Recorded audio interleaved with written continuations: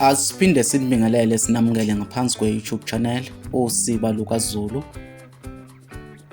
Kwisifundo sethu namhlanje sizobheka izisho. Ake sihambeke sithathe izisho ezimbalwa ebese sibheka ukuthi zichaza ukuthini. Isisho sokuqala ke sizosithatha isisho esithi ukuba nenhliziyo engaphandle. Lesi simo ke sokukhuluma sisho ukukhala, unganeliseki, ufune ngathi yonke into enhle ingeza kuwe. Ukuba nenhliziyo engaphandle. Isisho sesibili ke sizosibheka isisho esithi ukuwotha ubovu. Lesi simo ke sokukhuluma sona sisho ukubhekana nesimo noma nenkinga ngqo, noma ngabe inzima kanjani noma ngabe inobungozi kanjani. Ukuwotha ubovu. Isisho sesithathu ke sizosibheka isisho esithi ukusenga ezimithiyo. Lesi simo ke sokukhuluma sona sisho ukuqamba amanga noma ukukhuluma into engeyona iqiniso. Umuntu uma ngabe eqamba amanga nje noma ekhuluma okungelona iqiniso sithi usenga ezimithiyo.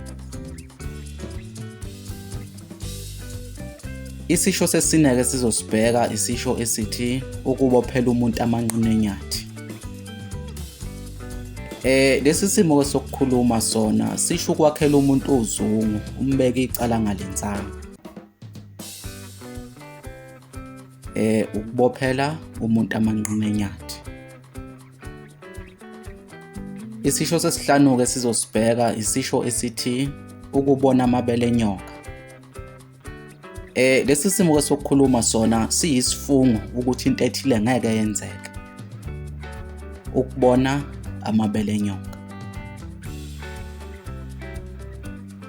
Isisho sesithupha ke sizosithatha isisho esithi ukuqhuba intwala ngewisa. Lesi simo ke sokukhuluma sona sisho ukudelela nokungahloniphi okwedlulele. Ake sithi ingane nje ekhaya ayibahloniphi abantu abadala noma izwa umuntu omdala imthatha imbhekisele leyo ngane siyaye sithi iqhuba intwala ngewisa. Okusho ukuthi iyadelela ngokwedlulele.